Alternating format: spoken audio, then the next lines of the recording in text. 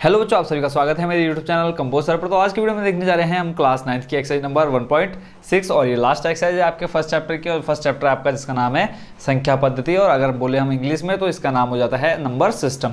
तो number system जो आपका चैप्टर है आपका, और इसकी जो लास्ट एक्सरसाइज है 1.6, इसमें टोटल आपके क्वेश्चन है 3, ठीक है, फर्स्ट सेकंड थर्ड। और उसमें आपको जो क्वेश्चन दे रखे हैं वो घातांक नियम से रिलेटेड हैं सारे के सारे क्वेश्चन।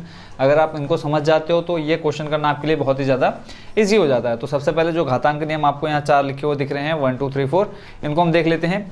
अगर कोई संख्या क्या है सेम है, यानी जो a का मान है मान लेते हैं हम 10 है, यहाँ पे भी 10 है और यहाँ पर भी 10 है, ऊपर घात में आपका मान लो यहाँ 3 दे रखा है और यहाँ पे घात आपका दे रखा है 2। तो आंसर जो हो जाएगा उसका क्या हो जाएगा, घातें आपस में जुड़ जाएंगी, ठीक है, घात क्या हो जाएंगी, जुड़ जाएंगी। सिंपल अगर मैं बोलूँ, अगर कोई दो संख्याएं गुणा में है, ठीक है, जो सेम है, दोनों संख्याएं अगर सेम है और गुणा में है तो उनकी जो घात होगी वो क्या हो जाएगी, आपस में जुड़ जाएगी। जो एग्जांपल के लिए मैं बोलूँ, अगर 3 की घात 2 है और गुणा, देखो बीच में गुणा क्या, ए आप ले लेते हैं, यहाँ पर देखो जो ये 3 है ये यहाँ पे सेम होना चाहिए और इस ऊपर है आपका 3। तो अगर मैं बोलूँ इसका आंसर क्या आएगा, तो आप बोलोगे इनकी घातें जुड़ जाएंगी, 3 और 2 कितना हो जाएगा, देखो ऊपर लिखा ना p प्लस क्यू, p का मान यहाँ पे 2 और q का मान 3, तो इसका जो आंसर आ जाएगा कितना आ जाएगा, 3 की घात 5। तो ये है आपका पहला घातांक नियम। कह रहे हैं कि जो a है वो सेम रहेगा, घात हो जाएगी आपकी p और q, और जब उसका आंसर जो हो जाएगा वो क्या हो जाएगा, p प्लस q, यानी दोनों जुड़ जाएंगे, आंसर आ जाएगा आपका 3 की घात 5। पहला नियम समझ गए होंगे। ऐसे ही चलते हैं दूसरे नियम की तरफ। अब इसी एग्जाम्पल को ले लेते हैं, जैसे 3 की घात 2 है और बट्टे में आ जाएगा आपका 3 की घात 3, ठीक है। अगर मैं इसके आंसर की बात करूँ तो देखो a आपका सेम रहेगा, a यानी 3 आ जाएगा, और पर क्या हो जाएगा आपका p माइनस q हो जाएगा, यानी यहाँ हो जाएगा 2 माइनस 3। तो इसका अगर मैं आंसर की बात करूँ तो क्या हो जाएगा आंसर, 3 की घात माइनस 1। दूसरा नियम समझ गए होंगे। अब चलते हैं तीसरे नियम की तरफ। यहाँ a मान लिया हमने कितना है, 3 है, कोई भी आप एग्जाम्पल ले सकते हो, और 3 की घात आपका कितना है, 2 है, और ऊपर आपका मान लेते हैं घात 3 है। तो इसका आंसर देखो क्या लिखा हुआ है, a यानी 3 और आ जाएगा p गुणा q यानी 2 गुणा 3।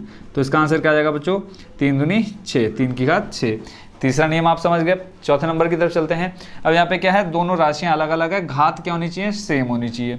अब मान लेते हैं हमने a का मान 3 है गुणा b का मान आप a की घात मान लेते हैं हम कितना, 2। ऐसे ही देखो अब घात यहाँ पे सेम है, यहाँ पे भी p है घात में, यहाँ पे भी घात में कितना है p। राशि अलग अलग हो सकती है, यहाँ पे हम ले लेते हैं 5 और इसकी घात भी क्या होनी चाहिए, सेम होनी चाहिए। तो क्या हो जाएगा, a गुणा b हो जाएगा, यानी a आपका यहाँ पे 3, b आपका 5, तो ये हो जाएगा 3 पंजे 15 और घात आपकी क्या आ जाएगी, p आ जाएगी, यानी घात कितनी आपकी 2। तो आई होप बच्चों घातांक नियम आप चारों के चारों समझ चुके होंगे। अब चलते हैं क्वेश्चन नंबर फर्स्ट की तरफ। और इसमें एक चीज़ और आपको आनी चाहिए, अभाज्य गुणनखंड निकालने आने चाहिए आप लोगों को। अभाज्य गुणनखंड क्या होते हैं, पहले तो हम ये समझ लेते हैं अभाज्य संख्या क्या होती है। ऐसी संख्या है जो अपने और एक के अलावा, क्या, जो अपने और एक के अलावा किसी अन्य संख्या से विभाजित ना हो, वे संख्या अभाज्य संख्या कहलाती है। एग्जाम्पल के लिए ले लेते हैं जैसे 11। देखो 11 या तो अपने से कटेगी या फिर 1 से कटेगी, है ना, 1 से विभाजित होगी, इसके अलावा किसी और तीसरी संख्या से वो विभाजित नहीं होती। तो ऐसी संख्या क्या कहलाती है, अभाज्य संख्या कहलाती है।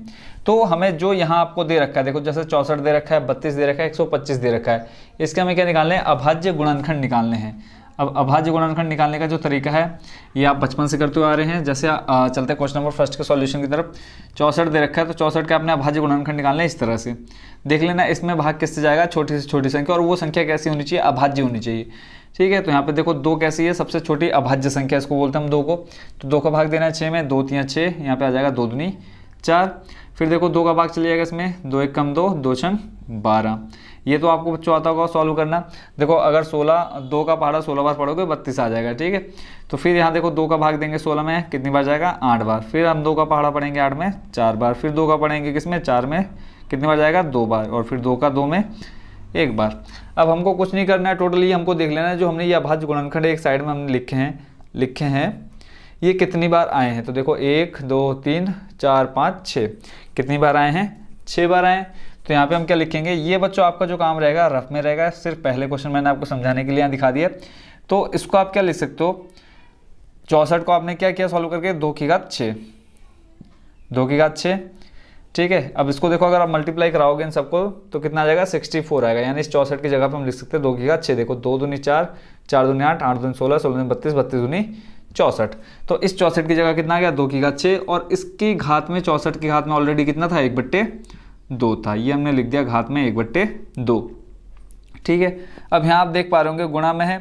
अगर मैं बोलूँ आपने इसको सॉल्व करना है, इसको अगर आपने सॉल्व करना है तो कैसे करोगे आप? बोलोगे कि यहाँ 6 में 2 का भाग चला जाएगा, कितनी बार? 3 बार। 3 की गुणा आप 1 से कराओगे, कितना आ जाएगा? 3 आ जाएगा। यानी आप लिख सकते हैं 2 की घात 3 लिख सकते हो, है ना। देखो यहाँ से 6 से जब हमने 6 में 2 से भाग दिया, कितना आ गया? 3 आ गया। और फिर 3 की गुणा हमने 1 से कराई, कितना आ गया? 3 आ गया। ठीक हो गया। तो यहाँ पे अब देखो, या तो आप आंसर यहाँ पे छोड़ दो, या फिर क्या कर सकते हो, 2 की घात 3 का मतलब क्या होगा? 2 3 बार है, तो ये क्या होगा? 2 दूनी 4, 4 दूनी 8। आप दोनों में से कोई भी आंसर लिख के आओगे, बिल्कुल आपका करेक्ट होगा आंसर। तो चलते हैं सेकंड नंबर की तरफ। यहाँ पे अब दे रखा आपको 32, इसको हम नीचे कर लेते हैं, जो इसका भाज्य गुणनखंड निकालने। 32 के देखो यहाँ भी हमने निकाला, देखो 32 यहाँ पे आएगा, उसके बाद पूरा पूरा सेम टू सेम आ जाएगा। ऐसे यहाँ आ जाएगा 16, फिर 2 से करेंगे 8, फिर 2 से करेंगे 4, फिर 2 से करेंगे 2, और फिर 2 से करेंगे 1। पहले 6 बार आया था, अब देखो 5 बार आना चाहिए। 1 2 3 4 5, इनका गुणा करा के देख लो। 2 दूनी 4, 4 दूनी 8, 8 दूनी 16, 16 दूनी 32। यानी इस 32 की जगह पे हम क्या लिख सकते हैं? 2 की घात 5 गुणा कितना है आपका? घात में पहले से ही 1/2 है आपका। ठीक हो गया। अब यहाँ आप देखेंगे कि ये जो 5 है वो 2 से विभाजित नहीं होगा, यानी 5 के बारे में 2 नहीं आता, तो इसका जो आप आंसर लिखोगे ऐसे ही लिख कर छोड़ दोगे, यानी 2 की घात 5/2 हो जाएगा इसका फाइनल आंसर। ठीक हो गया। और यहाँ पे सॉरी, एक शायद क्वेश्चन में मैंने मिस्टेक की है, हाँ, तभी मेरे को इसका आंसर ये नहीं है। यहाँ देखो जो आपकी घात 2 है, यहाँ पर सॉरी बट्टे में कितना है? 5 है। जो क्वेश्चन में आप जो बुक में आपको क्वेश्चन दे रखा है वहाँ पर बट्टे में कितना है?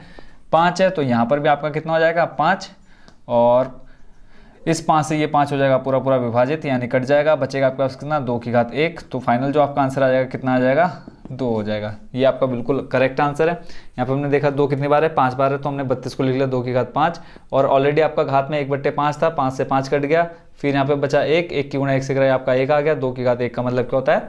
2 होता है।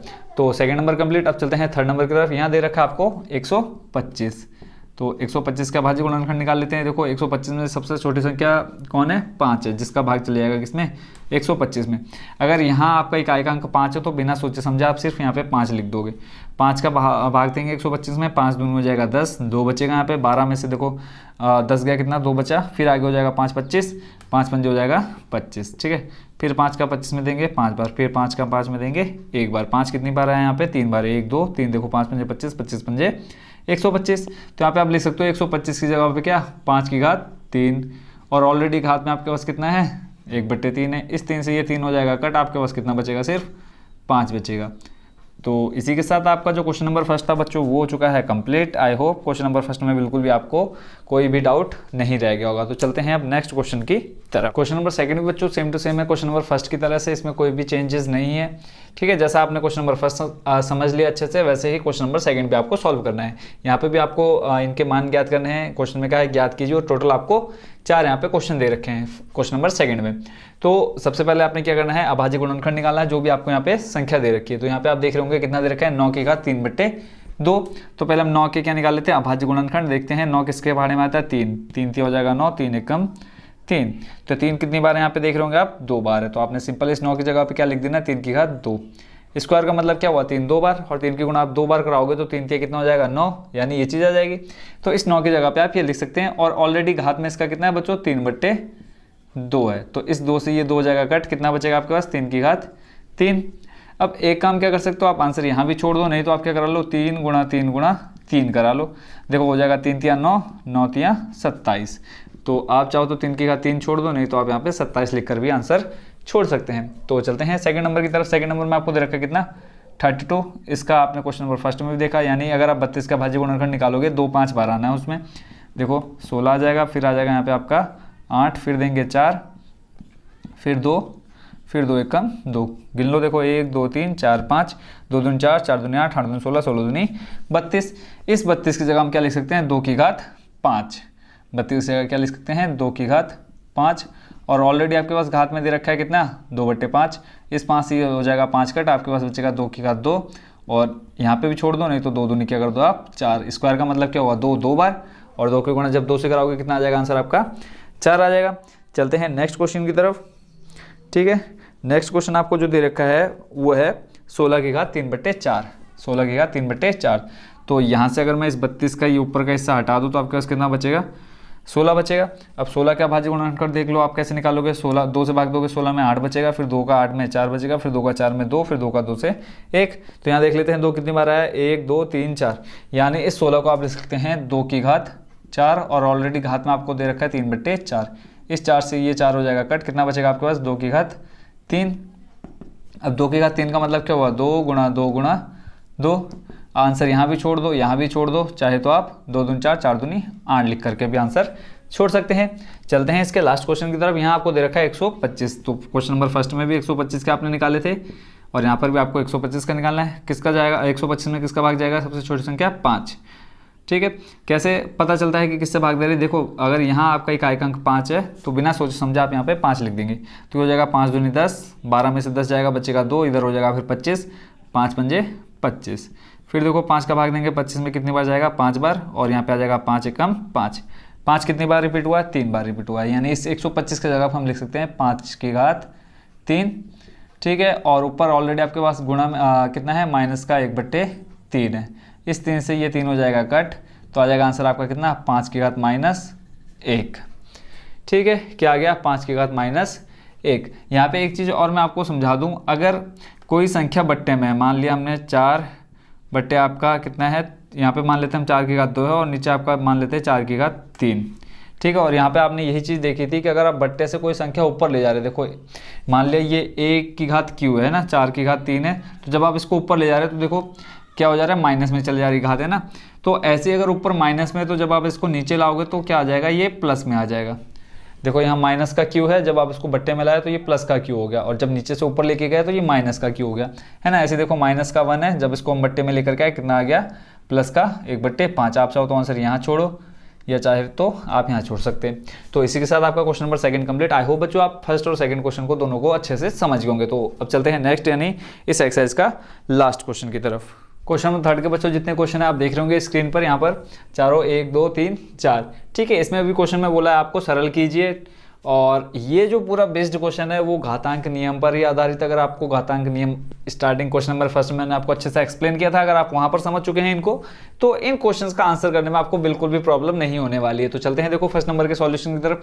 देखो 2 की घात 2/3, और यहाँ पे फिर गुणा में दे रखा आपका 2 की घात 1/5। अगर मैं यहाँ बोलूँ तो देखो 2 को मैं मान लेता हूँ, देखो दोनों जगह सेम है, तो इसको मैं a मान लेता हूँ, a की घात में p, और फिर गुणा में आपका यहाँ पे देखो a आपका सेम है, और यहाँ पे कितना है q, है ना। देखो a की घात p और a की घात q, घात अलग अलग है इसलिए हमने क्या ले लिया, p और q ले लिया। तो इसका जो आंसर आता है क्या आता है, a, और ये हो जाएगा p + q। कौन सा घातांक नियम है देख लो यहाँ पे, देखो a की घात p गुणा a की घात q बराबर क्या होता है, a की घात p + q।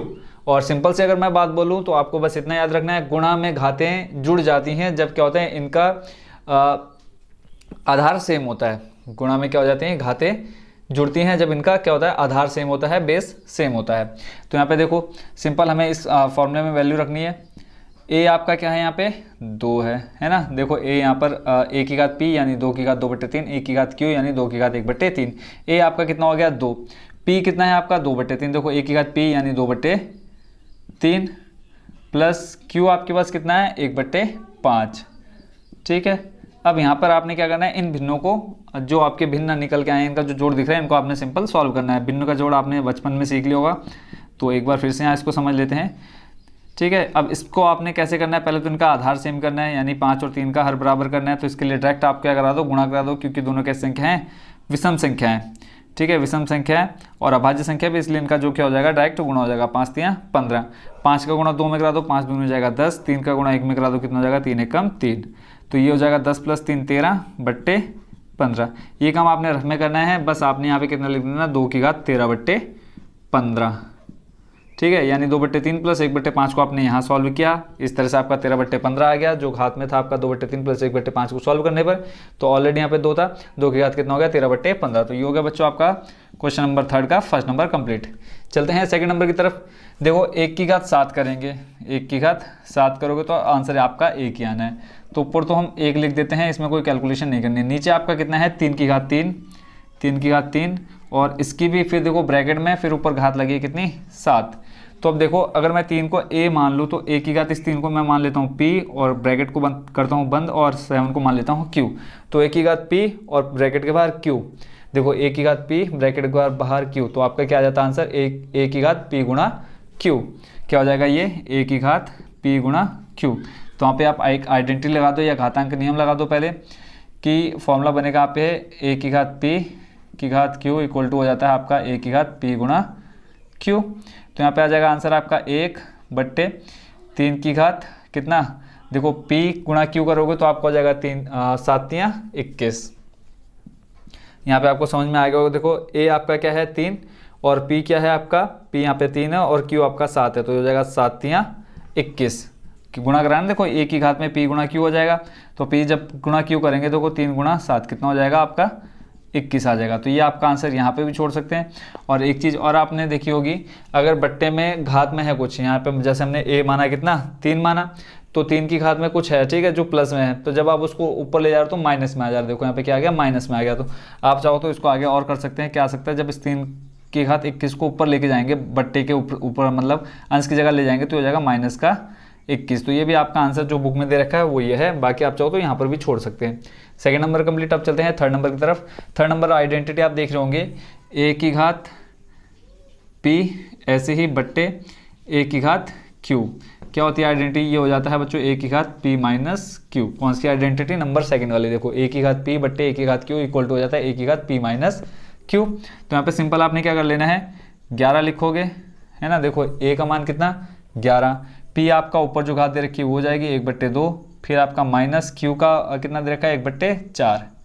फिर यहाँ पे भिन्नों का घटाना आ गया, इनको सॉल्व कर लेते हैं। देखो 1/2 माइनस 1/4, दोनों सम संख्या है, तो इसका क्या करेंगे, हर बराबर करेंगे। हर बराबर करने के लिए इन दोनों का क्या निकालेंगे, लासपा निकालेंगे। तो 4 और 2 का जब आप निकालोगे, देखो कितना आता है, 2 एकम 2, 2 दूनी 4। फिर आपका 2 से करोगे, देखो 1 तो आ गया यहाँ पे, 2 एकम 2, तो इन दोनों का गुणा करा देना आपने, 2 दूनी 4, यानी इनका जब हर बराबर करेंगे कितना आ जाएगा आपके पास 4।